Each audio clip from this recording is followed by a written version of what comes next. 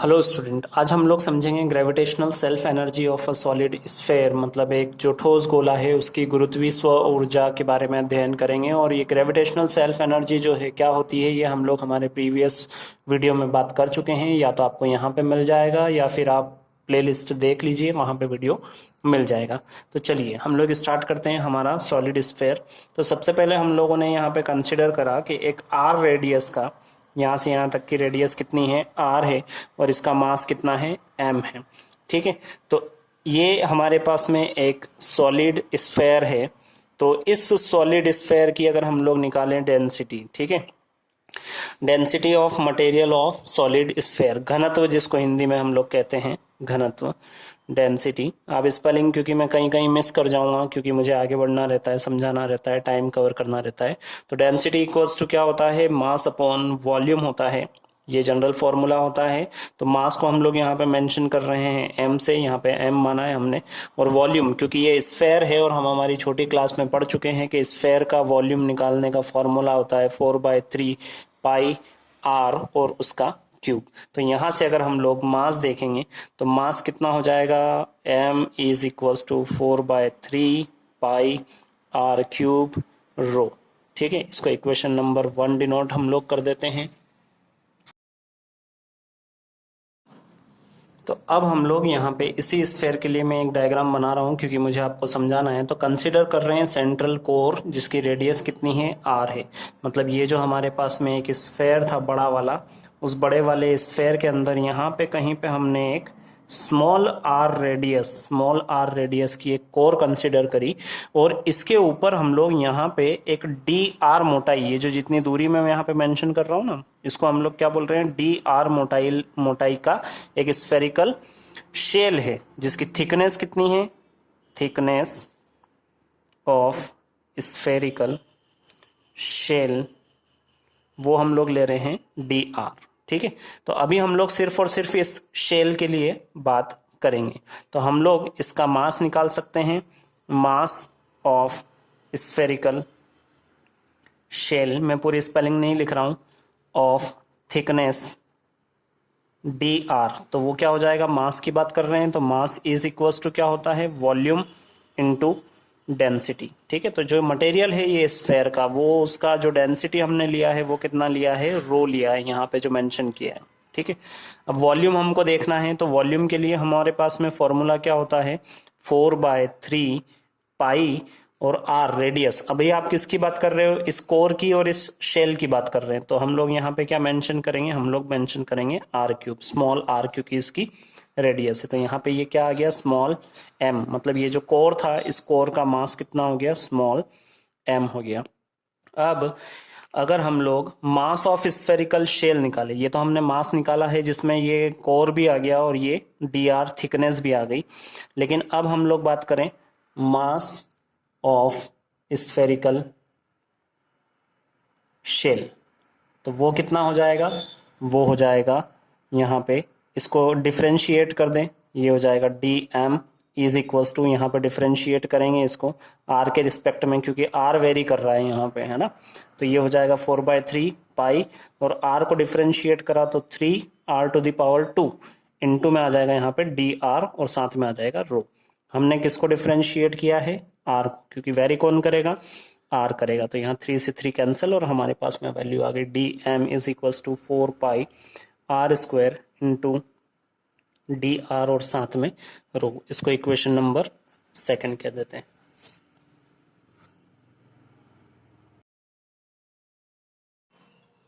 चलिए, तो by definition of gravitational potential energy या ग्रेविटेशनल सेल्फ एनर्जी क्या होता है, वर्क डन होता है in raising the spherical shell of thickness D R over the sphere of radius R. तो देखिए यहाँ पे हमारे पास में एक डी आर रेडियस का एक स्फेयर था, और इस पे हमने यहाँ पे डी आर थिकनेस की एक शेल को चढ़ाया था। ठीक है, तो ये कवर करने के लिए हमको क्या करना पड़ा था, कुछ वर्क डन करना पड़ा था, और वही वर्क डन क्या कहलाएगा, ग्रेविटेशनल पोटेंशियल एनर्जी, या फिर उसको हम लोग कह सकते हैं ग्रेविटेशनल सेल्फ एनर्जी, वो आगे जाके बनेगा। ठीक है, तो वर्क डन हमको डिराइव करना है। तो वर्क डन का फॉर्मूला क्या है, यहाँ पे D W is equals to minus G gravitational constant, mass of sphere लेकिन उसकी रेडियस कितनी है आर है, into mass of the sphere, spherical shell आएगा यहाँ पे। ठीक है, तो देखिए ऑलरेडी हमने दोनों वैल्यू डिराइव कर ली है। D W is equals to यहाँ पे आ जाएगा minus G into mass of the sphere कितना लेके आए हम लोग, ये रहा है यहाँ पर 4/3 pi r cube rho into mass of the spherical shell, तो ये रहा हमारे पास में value 4 pi r cube r square d are और साथ में क्या आ जाएगा रो ओवर यहाँ पे रेडियस ऑफ द स्फेयर, तो स्फेयर की रेडियस कितनी थी आर। इसको थोड़ा सा रीअरेंज या सिंप्लीफाई कर लेते हैं हम लोग। देखिए 4 4 16, तो यहाँ पे लिख दें हम लोग -16/3, जी कांस्टेंट लिख देते हैं, पाई और पाई कितना हो जाएगा pi square, are to the power total कितनी हो जाएगी आर टू द पावर, यहाँ पे एक कैंसिल हो जाएगी इससे, तो ये 1r और ये 3r, तो ये हो जाएगा टोटल कितनी पावर 4। रो और रो जो है वो रो कितने टाइम्स हो जाएगा 2 टाइम्स हो जाएगा और साथ में आ जाएगा ये डी आर, तो ये आ गया डी डब्ल्यू मतलब work done in raising the spherical shell of thickness dr over the sphere of radius r। r radius का जो गोला था हमारे पास में, ये अंदर वाला जो वाइट दिख रहा है, उस पे हमने ये dr थिकनेस की एक जो शेल को चढ़ाया है या कवर किया है, तो उसमें इतना वर्क हम लोगों को करना पड़ा। ठीक है, बट क्योंकि हम लोगों को इसकी रेडियस जो रेडियस है, जैसे गोला बनाना है तो क्या करना पड़ेगा, पहले एक पॉइंट, फिर उसके ऊपर एक शेल, फिर उसके ऊपर एक और shell, shell shell shell shell shell shell बना के हम लोगों को ये कितना बड़ा करना है, जिसकी रेडियस कितनी होनी चाहिए कैपिटल आर और इसका मास कितना होना चाहिए एम। तो ठीक है, यहाँ पे वेरी क्या कर रहा है, रेडियस वेरी कर रहा है, तो ये रेडियस हम लोगों को 0 से स्टार्ट करना है। जो स्मॉल आर है ना, वो रेडियस कहाँ से शुरू होगी 0 से शुरू होगी और हमको कहाँ तक ले जाना है उसको कैपिटल आर तक। तो इस इक्वेशन को हम क्या कर देंगे इंटीग्रेट कर देंगे।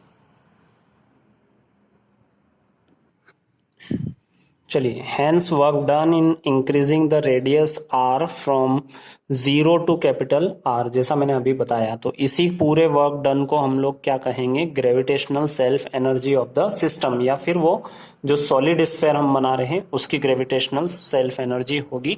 और इसको हम लोग डिनोट करते हैं, इसको डिनोट करते हैं ग्रेविटेशनल सेल्फ एनर्जी को यू से।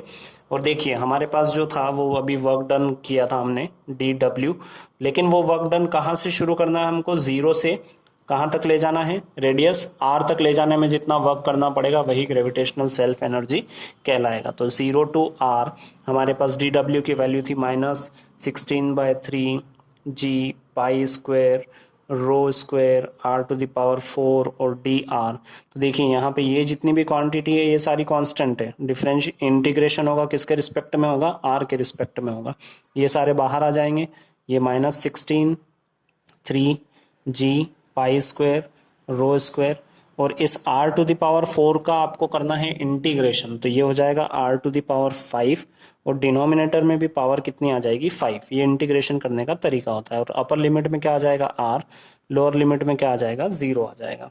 इसको अगर हम लोग लिमिट अप्लाई करें तो चलिए पहले 5 को हम बाहर लिख देते हैं, ये हो जाएगा -16 3 टाइम्स 5, ये हो जाएगा G pi square rho square as it is. अब ये तो 5 जो है ये बाहर चला गया यहाँ पर, है ना, ठीक है।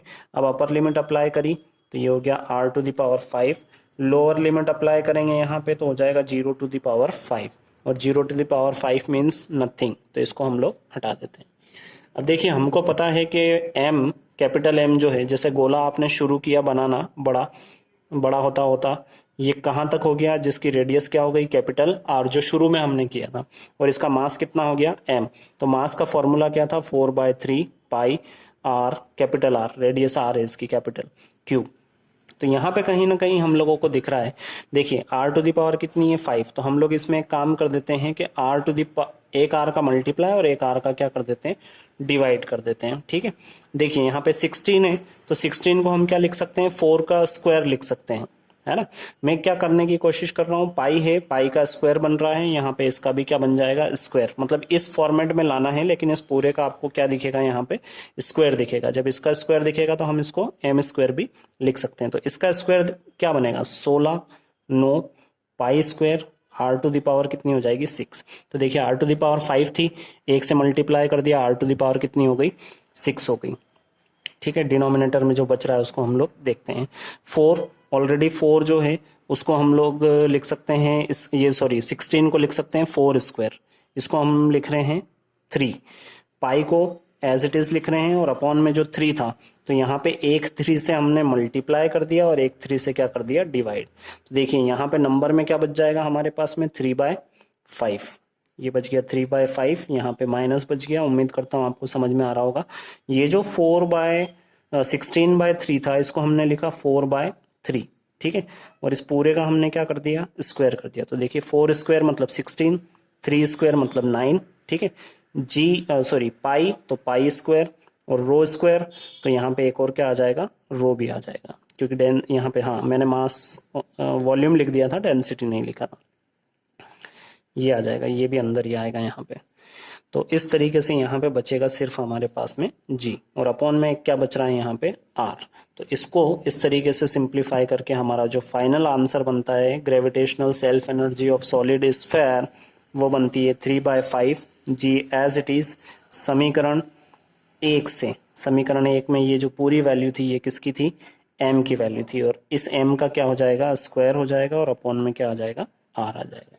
तो ये जो है ये मैथमेटिकल टर्म है ग्रेविटेशनल सेल्फ एनर्जी के लिए। तो अगर वीडियो आपको अच्छा लगा हो तो लाइक शेयर सब्सक्राइब जरूर करें। धन्यवाद।